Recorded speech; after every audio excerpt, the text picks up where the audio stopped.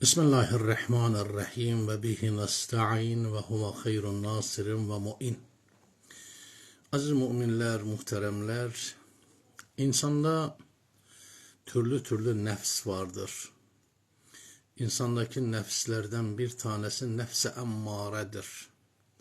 Nefs-i emmare insana kötülükleri, insana hataları, insana yanlışları, insana günahları emreden nefs.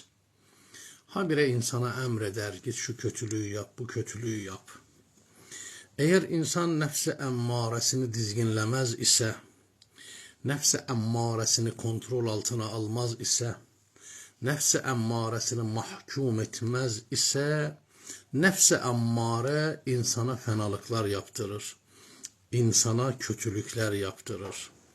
Nefs-i emmaresini kontrol altına alan ve nefs-i emmaresini kontrol altına almayan iki yaşanmış hadise ile bu konuyu noktalayacağım. Bakınız, Molla Mehdi Neraki bir ahlak kitabı yazıyor.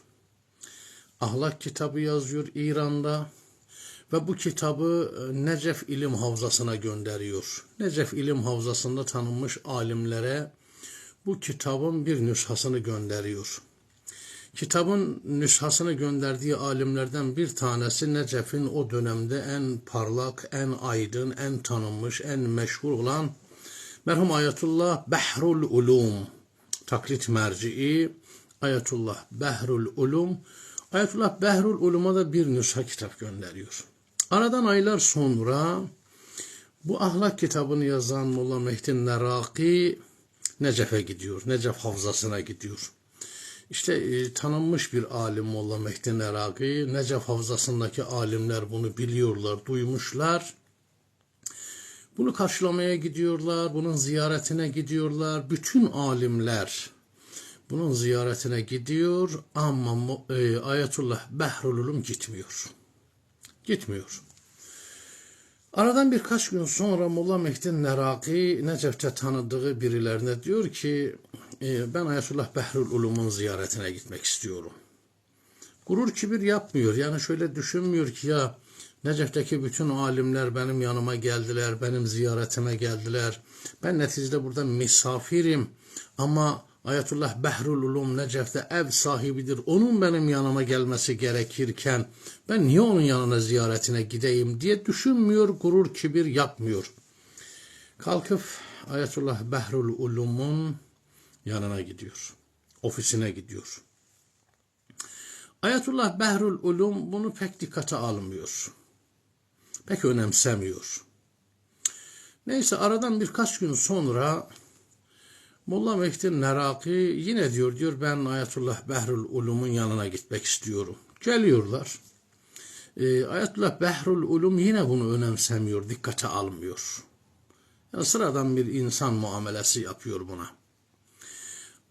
Ve bu yine rahatsız olmuyor. Yani bakın demedi, kendi kendisine demedi ki ya ben bunun bir kez ziyaretine gittim. Bu beni önemsemedi. Şimdi kalkıp ikinci kez mi ziyaretine gideceğim? Bunu düşünmedi. Gurur kibir etmedi. Tekrar gitti ziyaretine. Aradan 3-5 gün sonra Ayetullah Behrul Ulum bazı öğrencilerine diyor ki gidelim Molla Mehdi Neraki'nin ziyaretine, ona hoş geldine gidelim. Geliyorlar. Ayetullah Behrul Ulum Molla Mehdi Neraki'nin alnından öpüyor. Diyor ki hakikaten sen yazdıklarına amel eden birisisin. Ben neden senin ziyaretine gelmedim? Bütün alimler geldi, ben gelmedim. İkincisi sen bana geldin, ben seni dikkate almadım. Üçüncüsü sen bana yine geldin, ikinci kez geldin, yine ben seni dikkate almadım. Bunları neden yaptım biliyor musun? Seni denemek için bunları yaptım. Dedim bakayım bu yazdıklarına ne kadar uyuyor, yazdıklarıyla ne kadar benzeşiyor. Ve baktım ki sen gerçekten nefsini ayaklarının altına atan birisisin. O bana göndermiş olduğun ahlak kitabında yazdıklarınla birebir uyum sağlamaktasın. Sen gerçekten yaşayan bir ahlak kitabısın. Bakınız aziz kardeşlerim, sosyal medyaya da bakın, sosyal medyada çokları yazar ama emin olun ki yazanların çoklarının, bak yazanların çoklarının içerisinde çokları yazdıklarının aksine göre yaşarlar. Bir bakarsın öyle şeyler yazmışlar ki dersin aman Allah bu yeryüzünün en salih insanıdır, yeryüzünün en abid insanıdır, yeryüzünün en muttaki insanıdır. Ama bilenler bilir ki efendim bu güzel şeyleri yazan çevresindeki insanların 9'uyla kavgalıdır. Velhasıl nefs-i emmareyi devre dışı bırakmak bu şekilde önemli. Bir de nefs-i emmareye mahkum olan bir örnek arz etmek istiyorum. Nefs-i emmaresine mahkum olan. Bakınız eğer insanlar nefs-i emmaresine mahkum olurlarsa her türlü fenalığı yaparlar. Kural, kaide, kavram, helal, haram tanımazlar. Her türlü günahı yaparlar, yalanlar konuşurlar, iftiralar atarlar, çamurlar atarlar, her türlü günahı yaparlar.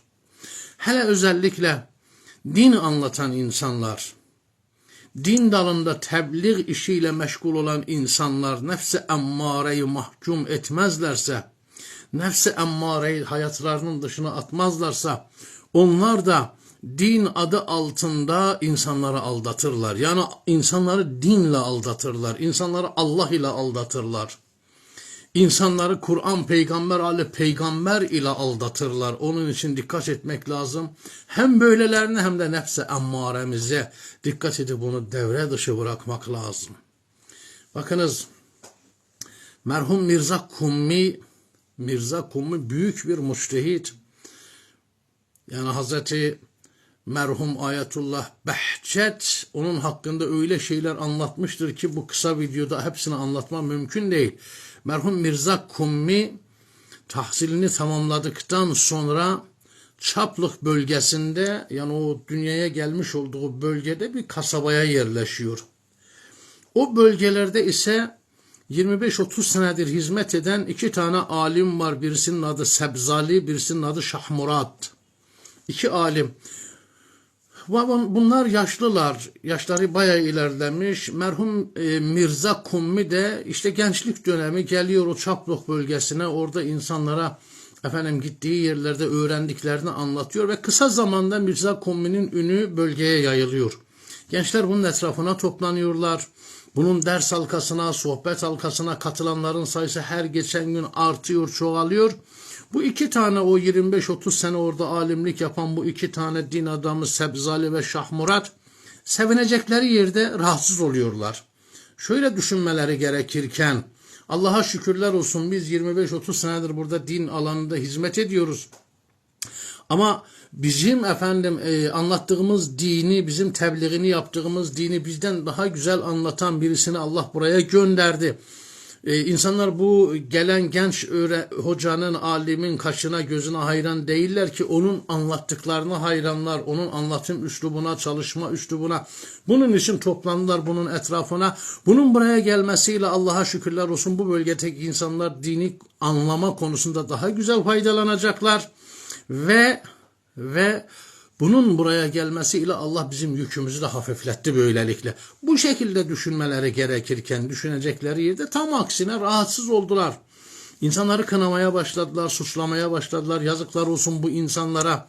Daha düne kadar bunların bütün hizmetlerini biz yapıyorduk. 30 yıldır bunların zahmetini çektik. Şöyle oldu, böyle oldu. Gece demedik, gündüz demedik. Ama daha dün buraya bir genç talebe gelmiş, bizi bıraktılar gittiler, onun peşine düştüler, düşüncesine kapıldılar ve insanları suçlamaya, kınamaya başladılar. Derken bir gün bir cenaze meclisinde işte cemaat kalabalık, bu 2 tane alimden bir tanesi Sebzali ile Şahmurat, bunlardan bir tanesi